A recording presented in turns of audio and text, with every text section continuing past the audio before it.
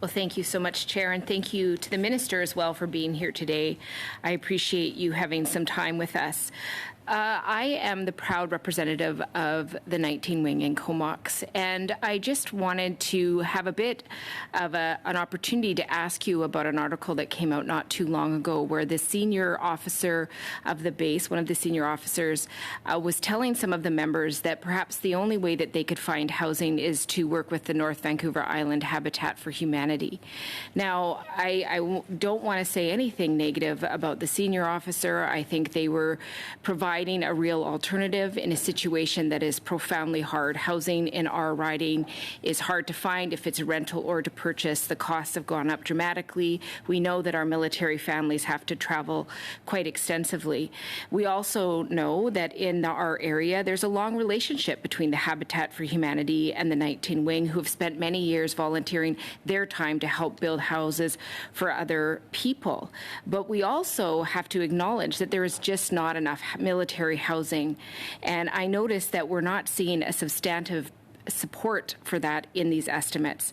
So I could just ask the Minister, why isn't there a substantive amount of resources going into military housing when we know that military families have to travel from one part of this country to another and provide stability for their families, and if they have nowhere to live? And just so you know, Minister, there are many service members in my riding that are traveling in some cases an hour and a half just to get to work every day because of the lack of housing. Mr. Chair, I thank the honourable member for the question, which is a good one. Clearly, she is outlining an issue that we are taking very seriously in the Canadian Armed Forces and at Defence more generally. She has clearly outlined an important issue facing not only Canadian Armed Forces members in British Columbia, but across the country. And I want, though, to indicate that we are taking this issue seriously. We are working with stakeholders to align resources and acquire additional housing. In 2022-23, for example, we are investing $55 million in residential housing for Canadian Armed Forces members. We are investing $445 million over the coming years to tackle this important issue. We've also put in place supports for our members when they relocate, because we know that that is something that is particular to members of the Canadian Armed Forces. We are, for example, reimbursing legal and real estate fees, and we're covering some expenses for dual residency for up to 6 months if a CAF member cannot sell their residence. So I just wanted to indicate to the member, I thank her for the question, but we are taking action on this. We do recognize that it is a problem. Thank you. So if I could come back to that, though, Minister, we know that the residential housing unit numbers have gradually decreased since 2013, while the need has increased substantively, and that the Canadian Forces Housing Agency has identified a need for about 5,200 to 7,200 additional housing units across the country. That is pretty substantive, and we're not seeing the numbers follow that at all. And I'm just wondering, we know that retention and attraction continues to be a significant challenge, and I would assume that those things are correlated. If you have nowhere to live, if it's hard to move your family because there is nowhere to live, if you're having to have that lifestyle of driving an hour and a half away, which means you're missing up to 3 hours a day with your family because of that, it's going to damper people thinking that this is a good plan. So I'm just wondering, how are you addressing that ideal of retention and attraction and putting it in that idea of having housing?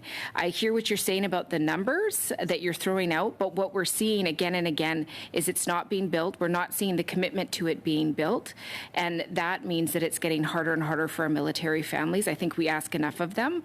So how are you going to address this in a more meaningful, substantive, and could you give a bit of a timeline? You threw out some numbers, but how long are the people in my constituency specifically going to have to wait till there's any housing built on the base? Okay, to be clear, I'm not simply throwing out numbers. This is actual funding that we are committing to address the issue that you raised. But moving on, I will respond with specifics that we are undertaking in addition to the items I outlined just a moment ago. First of all, to ensure the post-living differential allowance effectively supports CAF members and their families and addresses affordability concerns. D&D is reviewing the actual policy, and we are undertaking a policy review to address retention issues, among a number of other things. And we know that housing and relocation is one of those things.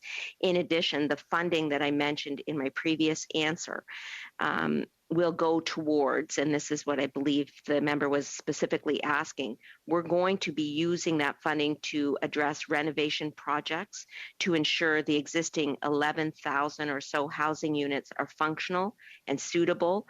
We're going to be constructing new housing units at bases and wings, including at CFB's Comox, Shiloh, and Dundurn. We are working on this as part of a comprehensive approach to recruitment and retention, and we know and will continue to reiterate that people are at the core of everything we do. That's why when I am at bases, I always meet with families, because families are at the heart of supporting our Canadian Armed Forces, and this was the case last week in Valcartier when I met with the families on the base right there. Thank you. Thank you.